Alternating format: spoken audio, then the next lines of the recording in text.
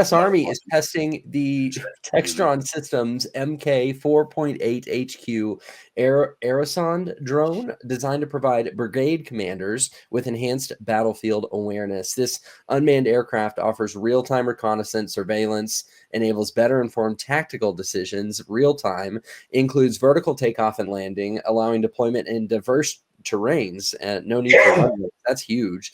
And of course, this drone's development is part of the Army's Future Tactical Uncrewed Aircraft Systems program, aiming for fielding by 2026. So next year, we can already say next year about 2026 already. Crazy.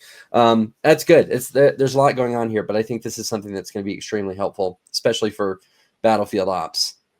This was delivered after just 2 years of development and testing.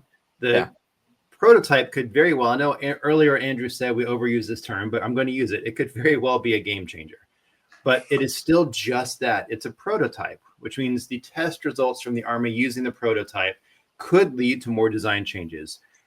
There could be, small, big changes need to be made, or this could just go directly into a lot of these needing to be made and fast. Either way, that's the end goal, is making a bunch of these things. So my number one area, manufacturing at scale. Get ready, start planning, get ready to actually manufacture. Didn't see that one coming, but I do understand scaling production is pretty important. But how do you actually get those drones and the humans working seamlessly together in combat is my one. You can crank out 1 million of these drones, but if soldiers don't actually trust them or even understand them, they're going to be doing nothing more than, flying overpriced kites, I think. So integration of the two is the name of the game. These drones need to start into combat formations, enhance battlefield awareness, and actually be used by those soldiers. So not otherwise they're just going to kind of be grounded because they haven't planned for that human drone collaboration. See, I know these are going to be used. I mean, it's going to be super helpful for a battlefield, for safety, for everything. And I think maybe with some design refinements, maybe some small changes after the testing, because the Army is going to evaluate the production proposals for their future tactical uncrewed aircraft systems with awards anticipated by the end of 2025.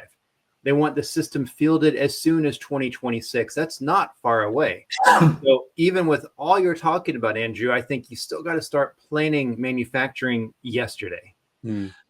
Planning. Oh, yeah. I mean, planning, that's different, isn't it? That's planning. Okay, I get that. You definitely want to be planning early on. Make sure it's buildable. I get that. But the manufacturing at scale piece is not necessarily your issue that you want to be getting into right now, because it only matters if these drones work in the field. So integration starts at the requirement stage. You've got to train the soldiers, link your drones to the command systems, make sure that you've got seamless operations in diverse terrains. Otherwise, you'll have a warehouse kind of full of drones collecting your dust while your commanders are just sticking to their binoculars, and that's it. And even while all that's happening, you can use advanced manufacturing simulations to start testing and optimize the production processes before you get to scaling. So you can make sure that each unit's going to meet the mission critical standards. So I think you start with looking at virtual factory integration already. Yeah. I think, okay. I mean, you can start planning for it. I agree. But not the finite planning of, because production at scale relies on supply chain and all that kind of stuff. You may not want to be going there on that. So there we go. Training for me. See you next week.